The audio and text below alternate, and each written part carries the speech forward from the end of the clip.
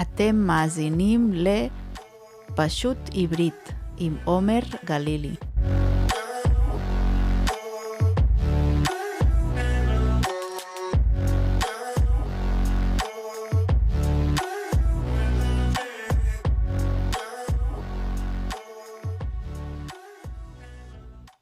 שלום לכם, מאזינות ומאזינים יקרים. מה נשמע? מה המצב? אני מקווה שאצלכם הכל טוב, ושעובר עליכם אחלה של שבוע. בטח גם אתם מרגישים את זה. טוב, תלוי כמובן איפה אתם גרים. כי מזג האוויר סוף סוף התחיל להתחמם. וגם הימים נעשים כבר ארוכים יותר. אני לא יודע מה איתכם, אבל לי זה עושה ממש טוב למצב הרוח. כי די, חלס, מספיק. החורף הזה היה יותר מדי ארוך ואינטנסיבי, והגיע הזמן לחזור וללבוש בגדים קצרים, וגם לבלות קצת יותר זמן בחוץ. נכון? גם אתם חושבים ככה? אז ברוכים הבאים לפרק מספר 41.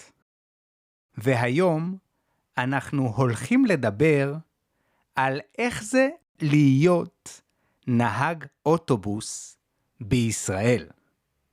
נדבר עם ערן וולפסון מהעיר מודיעין.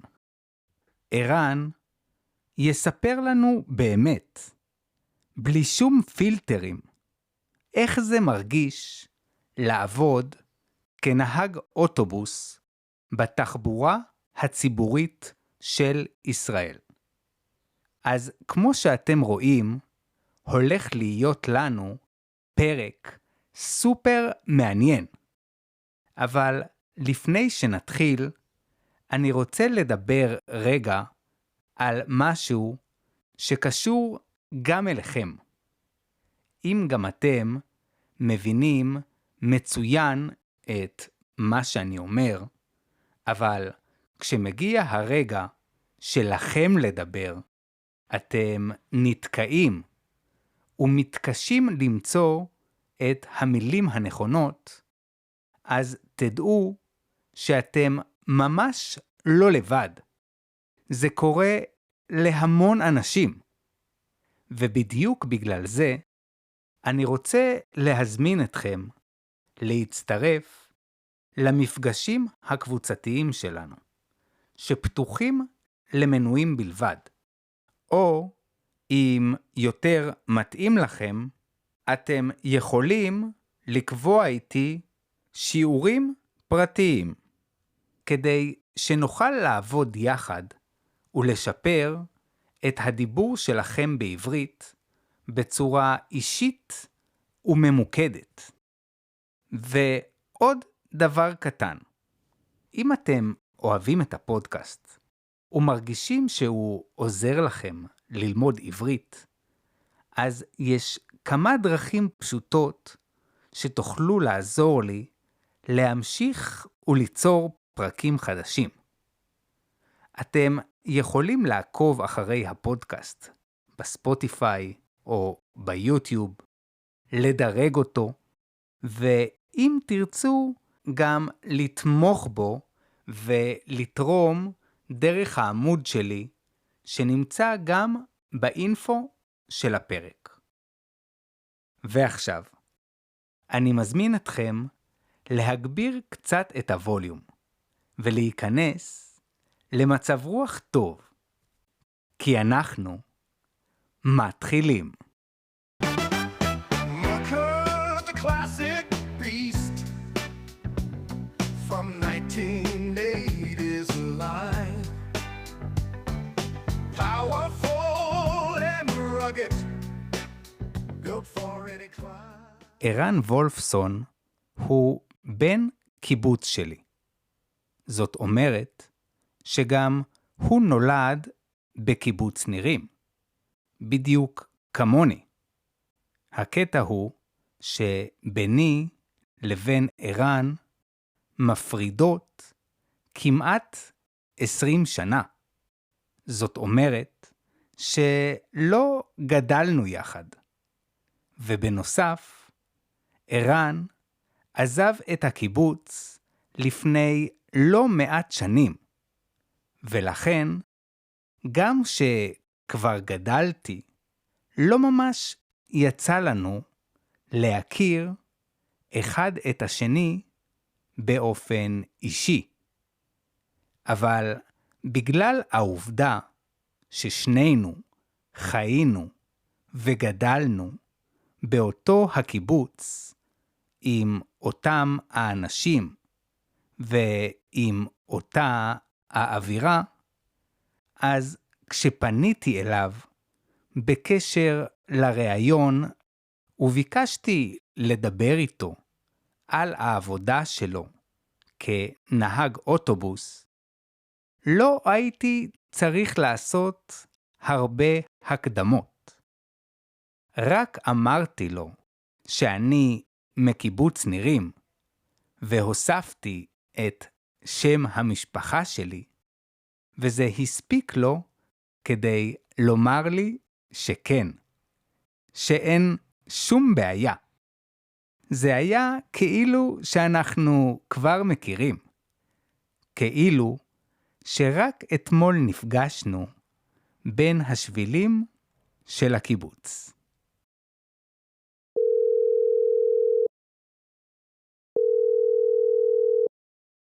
הלו, שלום ערן, מה שלומך? שלום עומר, שלומי טוב, מה שלומך אתה? אני בסדר גמור, שמח מאוד לדבר איתך. ערן, תוכל לספר קצת על עצמך? מי אתה? בן כמה? איפה אתה גר? שמי ערן וולפסון, אני בן קיבוץ נירים, בקיץ אני אהיה בן 60, חי כיום בעיר מודיעין, עובד כנהג אוטובוס, מזה רגע אני צריך להיזכר מתי התחלתי, מזה כ-14 שנים אני חושב בערך. איך הגעת להיות נהג אוטובוס? מה משך אותך למקצוע הזה? שום דבר לא משך אותי למקצוע הזה, הגעתי אליו באקראי, במקרה לגמרי, הייתי נהג מסעית במשך די הרבה שנים, אחרי שהגעתי לחיות בעיר, שזה לא מודיעין, זה כמה ערים שחייתי בהן לפני שהגעתי לפה, ונוצר מצב שהעבודה על מסעית פשוט גרמה לי לבעיות אורתופדיות בידיים. היו לי כאבים ודלקות, והבנתי שהגיע הזמן לשנות מקצוע. הכוונה המקורית הייתה לרדת מהכביש, לא לעסוק בנהיגה יותר, אבל איכשהו התגלגלתי לנהיגת אוטובוס דרך אבא של אשתי, היום גרושתי, שהתחיל גם כן לעבוד, והביא אותי לחברת דן, חברה הגדולה באזור גוש דן. שם עבדתי 10 שנים. ואחר כך עברתי לעבור קרוב לבית במודיעין, בחברת קווים. מהרגע שהתחלת ללמוד את המקצוע ולעבוד בו, היה משהו שגרם לך לאהוב אותו ולהגיד, אוקיי, מצאתי עכשיו מקצוע שטוב לי בו? זה מאוד רומנטי להגיד שמצאתי מקצוע שטוב לי בו, כי לצערי זה לא נכון, אבל יש ביטוי בעברית שנקרא הרע במיעוטו. זאת אומרת שזה במצב הנוכחי שלי הכי טוב שיכולתי להגיע אליו, כי זה עבודה שהיא יכולה להיות מאוד לא נעימה, אבל יש לה גם יתרונות שזה מקום עבודה מאוד מאורגן ומאוד יציב, עם תנאים יחסית למצב בישראל, התנאים יחסית טובים, משכורת נכנסת בזמן ועוד דברים כאלה. והיתרון הכי גדול בעבודה הזאת זה כאשר נתקלים באנשים נחמדים שעולים לאוטובוס, זה מאוד מאוד מספק. תוכל קצת לספר איך נראה יום עבודה טיפוסי שלך? מהרגע שבו מתחילים לעבוד ועד לסיום המשמרת? מה שאני אספר הוא כמובן מתייחס רק אליי. יש כל מיני סוגים של סידורי עבודה אצלנו. אני נהג על אוטובוס שהוא בין עירוני, הוא לא עובד בתוך הערים, אלא בעיקר בין הערים. אני עושה נסיעות למקומות שונים. אני יכול לנסוע באותו יום לפתח תקווה ולחזור, ואחר כך לנסוע לתל אביב ולחזור, ואחר כך לירושלים ולחזור, ואפילו לבאר שבע שהיא נמצאת בדרום אני מגיע. לפעמים אני עובד מה שנקרא אצלנו יום מפוצל. זאת אומרת, התחלתי ב-6 בבוקר, אני מסיים לצורך הדוגמה בשעה 12 בצהריים, הולך הביתה להפסקה, 2 או 3 או 4 לפעמים, ואז אני חוזר, נגיד שחזרתי ב-4, וממשיך את יום העבודה, ומסיים ב-8, 8:30, כאשר בכל חצי מהיום יש בערך בין 2 ל-3 נסיעות, הלוך וחזור. יוצא לי לעבוד בערך 11 שעות ביום. אבל זה לא כולל את הפיצול שלי, את ההפסקה הארוכה שאני עושה אותה בבית. אמרת שאתה נהג בין עירוני. יש הבדלים משמעותיים בין מי שנוהג בתוך עיר לבין מי שנוהג בחוץ, לדעתך? עובדתית, יש הבדלים, זה לא עניין של דעה. נהיגה באוטובוס עירוני, ואני עשיתי את זה, כפי שהזכרתי קודם, עבדתי בחברת דן, קווים עירוניים. האופי של הנהיגה הוא שונה לגמרי, מכיוון שיש תחנות במרחקים הרבה יותר קרובים. כשעובדים בבין עירוני, התחנות הן יכולות להיות במרחקים מאוד מאוד גדולים. זה יכול להיות הבדל של 20-30 קילומטר בין התחנות, ולכן האופי הוא שונה לגמרי. אני, כשהגעתי למקום עבודה הנוכחי, ביקשתי לעבוד בקווים עירוניים, מכיוון שזה מה שהכרתי. ואז אמרו לי שנהג שבא עם ניסיון, זאת אומרת שכבר עבד על אוטובוס, הולך לקווים הבין עירוניים ולא לעירוניים, ואני שמח על זה, כי אני מאוד נהנה מזה. זה לא משעמם לנסוע כל יום פחות או יותר באותם דרכים? איך אתה שומר על עניין? קודם כל, שאלה מצוינת, ברור שיש פה פוטנציאל גדול לשעמום. למזלי, אני נוסע למספר יעדים שונים בכל יום. זאת אומרת, כמו שהזכרתי קודם, פתח תקווה, תל אביב, ירושלים, רמלה, וזה קצת מגוון את היום. והדבר השני זה, למזלנו הרב, יש מכשיר מהפכני, שקוראים לו רדיו, שאפשר להאזין לרדיו, או תוך כדי נהיגה.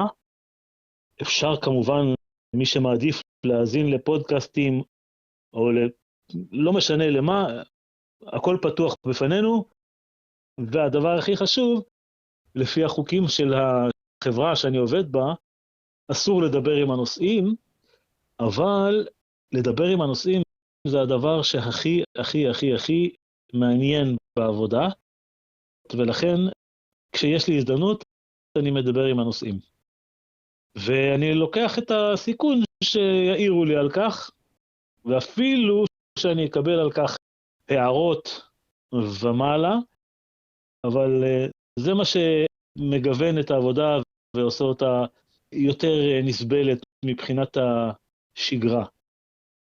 יש איזה קטע או אזור מסוים שאתה הכי נהנה לנסוע בו? עוד שאלה מצוינת. לכאורה, תמיד יהיו מקומות שיותר קל או יותר מעניין או יותר סתם עניין של העדפה אישית, אבל אני מוצא שזה לא כל כך משנה לי, פחות משנה לי לאן אני נוסע, למעט דבר אחד, יש לי קשר משפחתי עם העיר ירושלים, יש לי משפחה בירושלים, וגם ירושלים היא עיר מאוד מאוד מיוחדת ומאוד מאוד יפה, ולמרות שהנהיגה לירושלים כרוכה בעליות ובירידות, שזה נהיגה יותר מאתגרת, צריך ריכוז יותר גבוה, אבל הנופים בדרך מאוד מאוד יפים, ובאופן מוזר אולי, אני מאוד מאוד נהנה לנסוע לירושלים, ולא רק מהבחינה הזאת. הרבה מאוד עבודות היום כרוכות, זאת אומרת שיש בהן עניין של כאב ראש מהמעסיקים. בעצם העבודה לא נגמרת כשאתה מסיים לעבוד, אלא יש עוד דברים שצריך לעשות. ואני רוצה לדעת, האם גם לנהג אוטובוס יש עוד משימות בסוף המשמרת שלו? או מהרגע שקיבית את האוטובוס, אז אתה גם יכול לכבות את הראש? שאלה מצוינת. למזלי הרב, במקרה שלי, ברגע שחיביתי את האוטובוס, זהו, נגמר הסיפור. יש דאגות קטנות פה ושם, בעיקר לקראת הבוקר, של האם יהיה לי את האוטובוס שלי הקבוע, או שיתנו לי איזה אוטובוס מצ'וקמק, אבל ברגע שסיימתי את העבודה, הראש נקי, אף אחד לא מדבר איתי, אף אחד לא דורש ממני.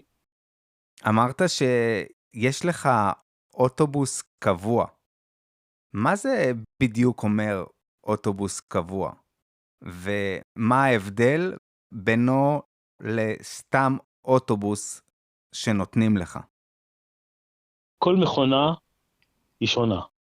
גם אם הדגם הוא זהה, והמספר הרישוי הוא שכן אחד ליד השני, אין שני אוטובוסים שהם אותו דבר, כמו שאין שתי מכוניות פרטיות שהם אותו דבר, כמו שאין שני זוגות אופניים שהם אותו דבר, ולכן כשאתה מתרגל לעבוד על כלי, ואתה צריך לעבור לכלי אחר מכל סיבה שהיא, אז זה קשה.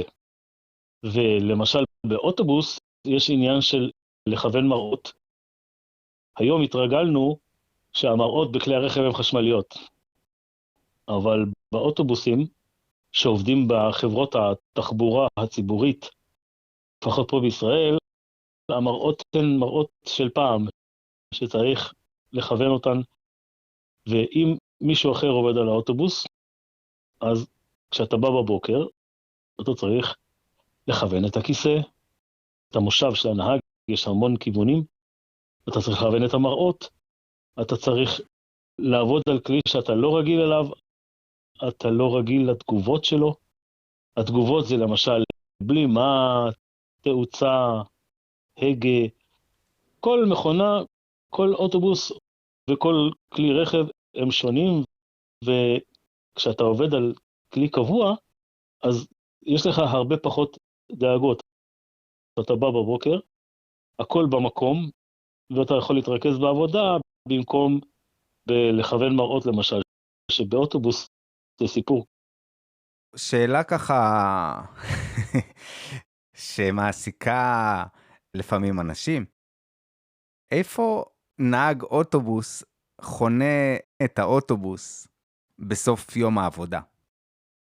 לנו יש מגרש חנייה שהוא כמו מרכז לוגיסטי. יש שם את המשרדים של הסניף שלנו, יש שם תחנת דלק שבה מתדלקים את האוטובוס, יש שם מכונת שטיפה, שם שוטפים את האוטובוס, כמובן שלא כל יום, ויש מגרש חנייה של, אני לא יודע כמה, סתם אני זורק מספר 50 אוטובוסים, 100 אוטובוסים. בדרך כלל אצלנו אנחנו משאירים את האוטובוס בתחנת הדלק, ופשוט הולכים למכונית. או אלה שבאים בהסעות, אז להסעה, לי, לצורך העניין ולמזלי, יש בדיוק 7 דקות נסיעה הביתה. וזאת הסיבה גם שעברתי לעבוד במודיעין, עזבתי מקום עבודה והתחלתי מקום חדש, בדיוק בגלל הדבר הזה. שקט נפשי. הנהגים עצמם הם אלו שאחראים למלא דלק ולשטוף את האוטובוס, ולמעשה לבצע סוג של תחזוקה מינימלית שהכל בסדר? לא, ולא, ולא, ולא. יש מי שעושה כל דבר, ברגע שהגענו לתחנת הדלק, יש מי שמתדלק, יש מי שנכנס לנקות, ואפילו יש מי שמחנה את האוטובוס במקום. עקרונית, מגיעים, מעמידים את האוטובוס בתחנת הדלק, ופשוט הולכים. שאלה ככה במבט רחב יותר. יש לא מעט סיפורים בחדשות על אלימות נגד נהגים. איך זה משפיע עליך ועל החברים שלך? יש פה כמה עניינים. כשעבדתי באזור תל אביב בחברת דן, זה היה הרבה יותר בולט.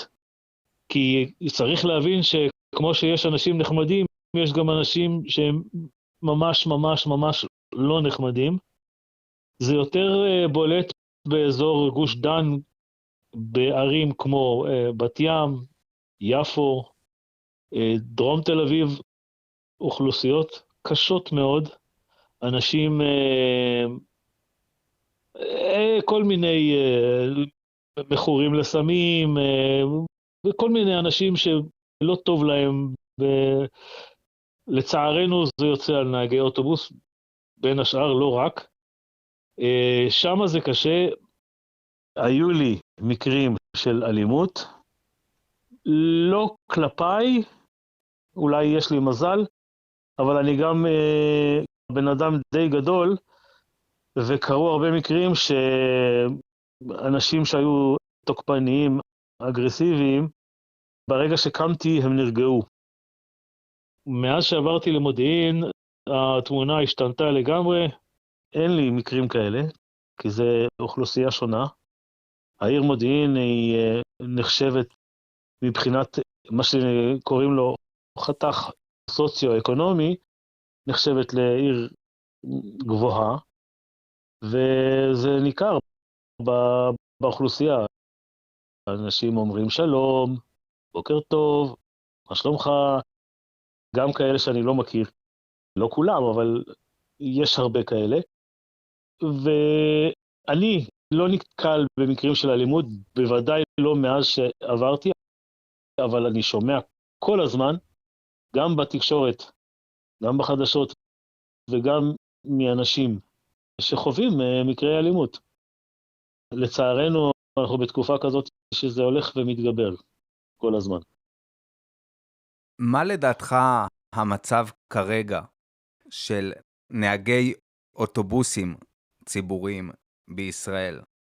זה מקצוע שמושך אליו אנשים, או זה משהו שאנשים קצת בורחים ממנו? נתחיל מההתחלה, זה לא נחשב למקצוע. כמה שזה נשמע אבסורדי, זה לא נחשב למקצוע. לא משלמים הרבה, ולכן יש חוסר של אלפי נהגים בכל הארץ. החוסר הזה משפיע על הכל, על קווים שלא יוצאים בזמן או לא יוצאים בכלל, ואנשים עומדים בתחנות ומחכים לאוטובוסים. עכשיו, זה פרנסה טובה, אבל צריך לעבוד הרבה שעות בשביל להגיע לשכר נורמלי. אם באירופה יום עבודה סטנדרטי הוא 9 שעות, לפי מה שהבנתי, לפחות באיחוד האירופאי, אז בישראל הממוצע הוא 11 שעות ומעלה. עכשיו, במקרה שלי אישית, לי טוב לעבוד 11 שעות, כי זה אומר יותר שכר. אנחנו מרוויחים לפי שעה, שזה עוד דבר שהוא לא טוב, אבל ככה זה עובד בישראל. חסרים אלפי עובדים, אלפי נהגים, ולא נראה שיש איזושהי התייחסות רצינית מצד הממשלה או הממשלות, כולן, לעניין הזה. יש עוד המון בעיות, אבל זאת בעיה מאוד מאוד עיקרית. אנשים בורחים, פשוט בורחים. אז ערן, אם אתה היית עכשיו שר התחבורה, מה הדבר הראשון שהיית משנה כדי לשפר את המצב? זה לא נשמע אולי טוב, אבל הדבר הראשון הוא להעלות את השכר ולמשוך גם יותר נהגים וגם נהגים ברמה יותר גבוהה, ולא מבקשים, אתה יודע, שכר של מיליונרים. מבקשים שכר הוגן, כי זאת עבודה קשה מאוד. אני אתן דוגמה. נהיגה ברכב פרטי ונהיגה באוטובוס, במיוחד שיש נוסעים. זה לא אותו דבר, זה רמות ריכוז שונות לחלוטין, וכשאתה ברמת ריכוז מאוד מאוד גבוהה, אתה גם מוציא הרבה יותר אנרגיה. זאת אומרת שזה יותר קשה פיזית. אז הייתי מעלה את השכר, מצמצם את שעות העבודה, ככה שלאנשים יהיה משתלם כלכלית לעבוד ברווחה. זאת אומרת שלא צריך להגיע ל-12 שעות ביום כדי לקבל משכורת סבירה, אלא מספיק 9 שעות ביום. להעלות את המודעות לזה שהתחבורה הציבורית היא חשובה, כי לצערנו בישראל זה לא ככה. בפועל, הקידום האמיתי הוא כלפי רכב פרטי ולא כלפי תחבורה ציבורית. אנחנו לא נצא מזה, יש המון בעיות, אבל לשאלתך, הדבר העיקרי הוא להעלות את השכר ואת הרמה של האנשים. מה הילדים שלך חושבים על זה שאבא שלהם נהג אוטובוס? זו שאלה טובה, ואני חושש שאין לי תשובה עליה. לא מדברים על זה, אנחנו מדברים על דברים אחרים. הם גם רגילים לזה, כי גם הסבא שלהם הוא נהג אוטובוס. אז אני חושב שזה נראה להם טבעי לגמרי. אני יכול להגיד שאני מאוד מקווה שהם לא יהיו נהגי אוטובוס. והם לא יהיו. ולמה אתה מקווה שהם לא יהיו? כי זאת לא עבודה שהייתי בוחר בה לו המצב היה שונה. לו הייתי למשל לומד, אם הייתי לומד כמו שצריך, והיה לי מקצוע שהוא לא נהיגה, בלי שום ספק הייתי עושה משהו אחר ולא נהיגה. נהיגה זה לא... אין בזה עתיד, אין בזה קידום, אין בזה... זה לא דבר שהייתי בוחר לעשות אותו אלמלא הייתה לי ברירה אחרת. אז הנה, ערן, במה היית עובד אם הייתה לך ברירה אחרת? זאת שאלה שאני שואל את עצמי הרבה. לא יודע להגיד. הנטייה היא בישראל להגיד הייטק, אבל גם בהייטק, שזה אולי אחד הדברים הכי יוקרתיים שאפשר לעשות בישראל, גם שמה לא הכל ורוד. אנשים שמה עובדים שעות מאוד מאוד ארוכות, עם דרישות מאוד מאוד... אני שומע הרבה שזה לא הדבר הרומנטי שאנשים חושבים שזה, למרות שזה עבודה מאוד מאוד מתגמלת, זאת אומרת, מרוויחים הרבה מאוד כסף, היא לא עבודה קלה.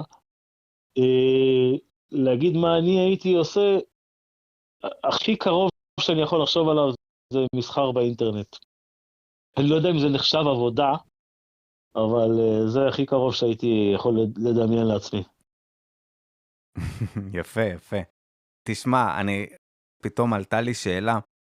כשאתה נוהג באוטובוס, ואתה רואה את הפקקים, ושהמכוניות עומדות, עולה לך לפעמים המחשבה, שכרגע אתה היחיד כמעט שנמצא בעבודה שלו, הוא מקבל על כך כסף, ואילו האחרים הם רק בדרך ולא משלמים להם עכשיו שום דבר? אני חייב להודות שאלמלא אמרת את זה עכשיו, לא הייתי חושב על זה. לי או לנו יש בעיות אחרות בפקקים. הבעיות שלנו הן להגיע בזמן לנסיעה הבאה, לא לאחר, זה כיוון המחשבה ולא על מה שדיברת, לא חשבתי על זה. מחשבה מאוד מאוד מעניינת. הבנתי.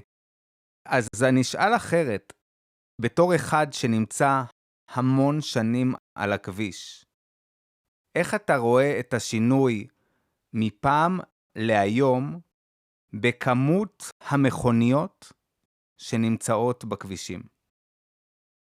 כל מי שחי מספיק שנים כמוני, וגם אתה, רגיל בישראל לתקופות אחרות, בגלל שבישראל דה פקטו מעודדים את הרכב הפרטי, שזה כולל למשל את מקומות העבודה, שמתגמלים את העובדים על ידי נתינה של כלי רכב, של מכונית, ואז רואים בפקקים מכוניות שנוסעות עם נהג אחד. שזאת אחת הסיבות לעלייה של מספר כלי הרכב, ומצד השני יש את הפיגור בתשתיות. זאת אומרת, אין מספיק כבישים ויש יותר מדי מכוניות, זה כמובן גורם לפקקים. יש פתרון לדברים האלה, אבל לצערנו אנחנו מונהגים על ידי פוליטיקאים שסדר העדיפות שלהם הוא לא כמו שלנו. ובנוסף לכל הצרות, אז גם אין שוטרים.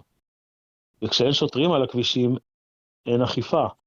וכשאין אכיפה, כל אחד עושה מה שהוא רוצה, וכן הלאה. זה מין כמו גלגל מסתובב כזה. המצב פה לא טוב. ממש לא טוב. שאלה אחרונה, ערן.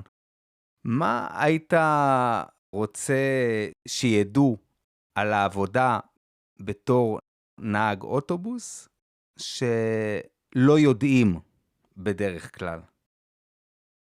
הייתי רוצה שידעו שזו עבודה מאוד מאוד מאתגרת, מבחינה זאת שזו עבודה עם אנשים, והיא עבודה שדורשת רמות ריכוז שאנשים לא מודעים אליה, כי זה לקחת 5 או 50 אנשים, זה אחריות מאוד מאוד כבדה.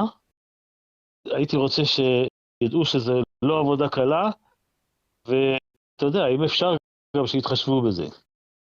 רוב האנשים בסדר גמור, אין לי טענות בשנה וחצי האחרונות.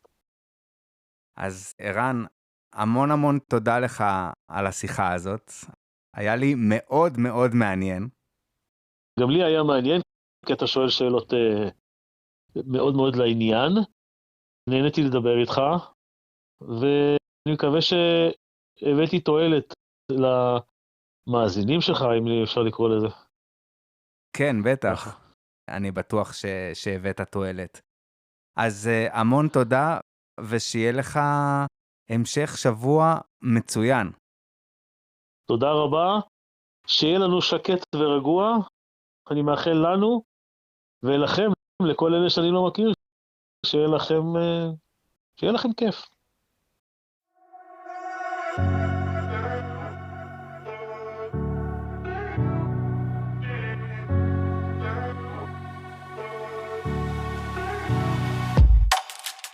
זהו, זה הכל להפעם. אני רוצה שוב להודות לערן וולפסון, שהסכים להתראיין לפרק.